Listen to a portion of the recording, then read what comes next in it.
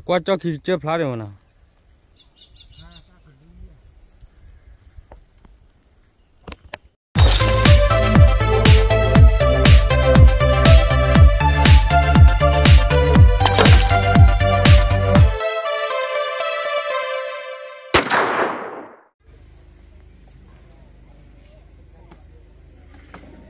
khi mà lệ bảo này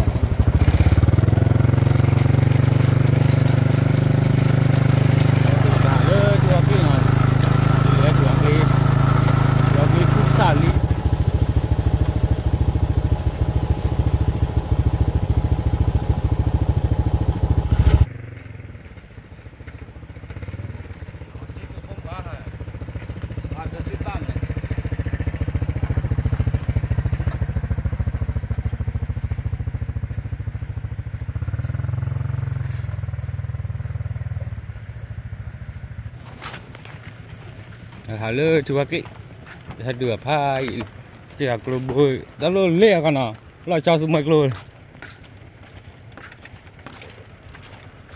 bây giờ qua thả hỏi à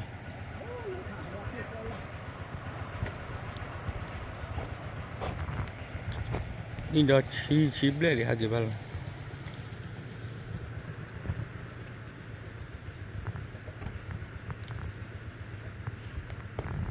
mấy ba chú đó còn đâu xì rồi mà ba chào ba đâu thì bà ôn chỉ đã chỉ là lơ cái thế làm pay đó thì bà thấy nhà nó còn phải chạy gì đây lơ ở đây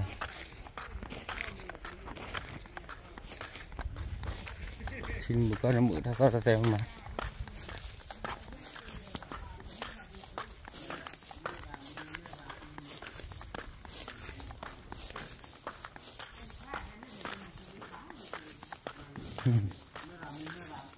tí nhai đâu lẽ tí ăn nó vào lẽ tí nhai à Japan tí nhai à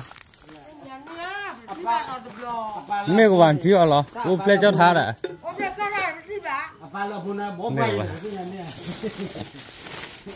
chỉ ở mấy ở nhà cái vật đỡ cổ cả nào à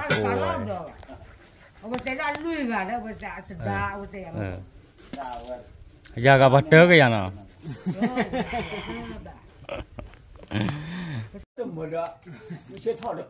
rồi mưa rồi tên đâu khoan này tất nhiên nhà không này nhà này từ cái nhà này vào đây ta mưa mà đổ vào cho lấy đó ra lấy gì đây đi lấy đâm bay vào bây giờ quá đã phải con nó vào này con nó vào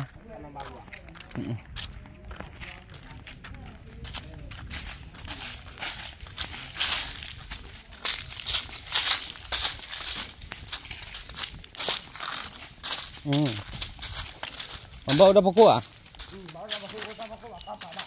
Nè, tại đã kia phải gì lệ, gì là gì lệ? Hả? À đi có phá đẻ đó, thì làm ở nhà, ai xin nào? Chắc có phá. Mua ai xin nhầm này? nhắm mua nhắp là nè cái tin mai punya chả lấy ra cái chịu gì đó mẹ mẹ ao vậy là bơi lọc băm một quá gì nè quỳ cha đúng không tại khi vừa nôm là họ chắc nó thành tầm có mà ai xin nào cái miếng này mỏng cái này nè nó cua này ta hạt làm bừa vậy ao vậy có khỏi rồi bắt đầu ao vậy thì chúng tôi một lỗ hả giờ thì nó bảo có đất lại thi thế mộ này này pha su bị khuyên ra bị na đi xí anh được quả gì nữa nè cái nói chả nào thì nên là mì nhá gì qua gì mì nè cái súp hà này em nó hay là vậy như có bảo cái nhắc là súp rồi bị em mỏ ai à xí rồi cùi lá cái nào mà mình này quay thọ đã lên ta cái bài, cái này còn mỏ chắc gì à, có ta cái bao à?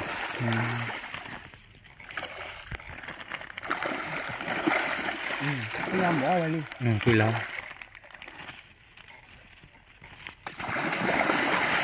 ôi ở vậy mình biết đã có cái là qua cái bùa bùa khơi ba bùn để thả ba bữa mà lá cái gì quá thử na bù khó vì qua ba chỉ đã qua đi khai đi ta bài khi cái lá gì ra ta bài là sao ra nhắc là su hả nhắm mua hả nó nhâm mua nhâm là như ra này qua thì bị phản đồ này tập lì này cái ý ấy là sự là con flower lúc phong như ra phải phản vừa lên lướt pla cái ấy là sự rồi nào nhấp lâu rồi nào nhâm mua nhâm là như nhâm là chúng ta biết là gì như vậy cùi lớn này vài món gì một tí ăn vào cùi lớn cùi lớn này đi lớn ta cùi là nhưng mà ta ở ra thì cô bạn nó cùi lớn làm bây giờ thì có đôi kìa cùi giờ kìa anh nó hù được lại nó mua kìa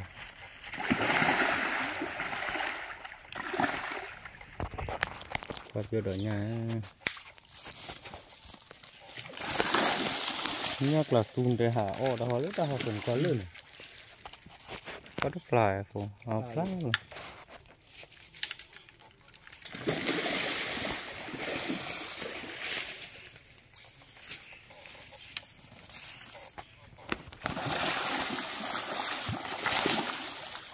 đi cái nó để bó gì này luôn được quý này tiêu rồi nhưng mà đã có phải gì à nó mới bỏ kho nào mua khoแล้วคือหน้าได้chỉ là bắp bụng quá thế nó chở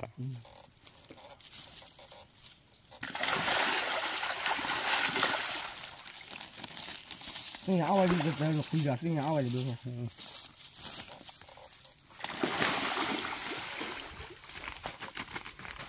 rồi mình đã là quỳ là xin mình là tôi lụp bom mình khang quyết rồi nào quỳ hóa phẩm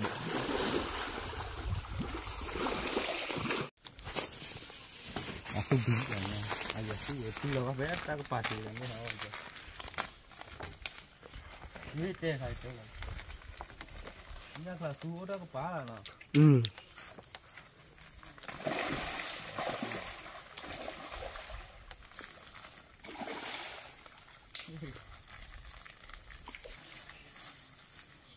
nhắc là tôi mỗi kỳ quy lợn coi hết gì đó gọi là mỏ nó mỏ đi bà rồi nó phải chỉ là mỏ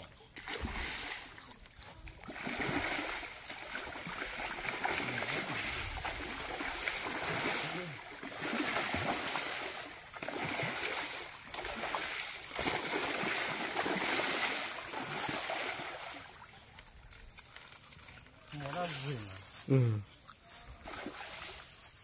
đã lâu rồi thì hết chừng nào rồi gặp đến em há gì là gì à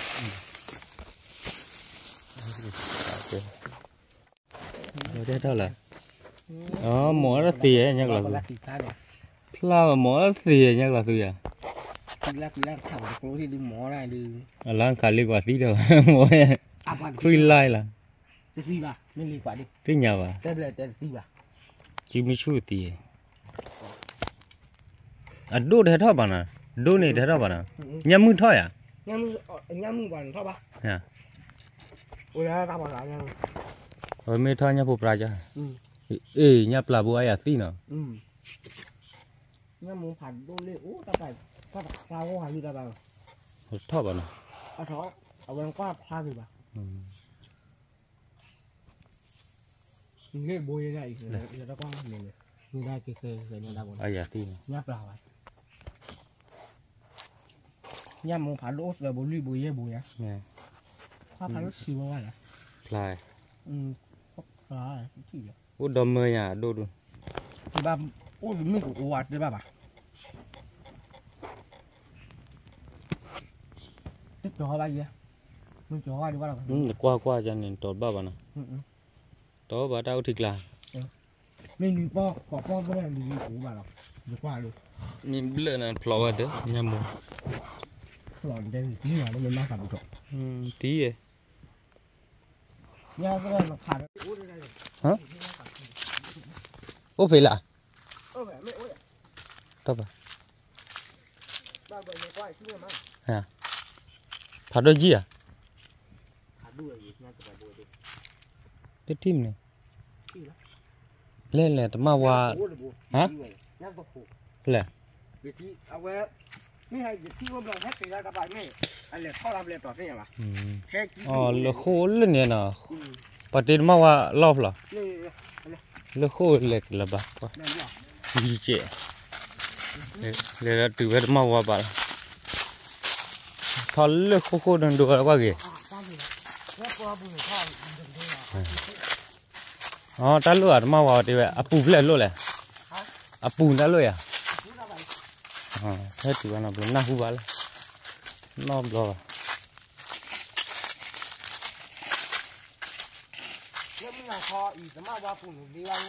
Nè,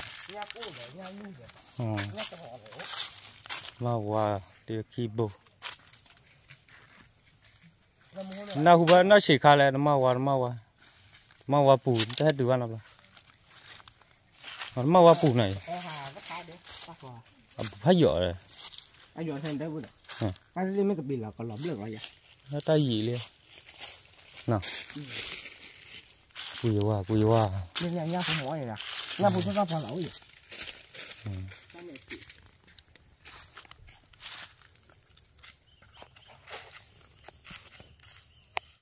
Thì chị chị.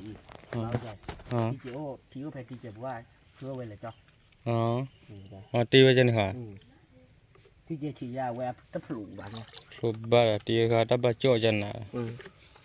Mình ba cho được thì khá ba cho được mà nhiều này. Nhiều rồi. Vậy là cái thoát tì đã. Nhà chú thoát cho mắt được sao ba chú? Sao chú vậy? Chú vậy thoát tì nó lòi rất vinh à. Nè. Quỳ như vậy thấy không? Kìa. Quỳ như vậy có lắm. Mau vào bùa đến nó lại từ kìa qua ra bả.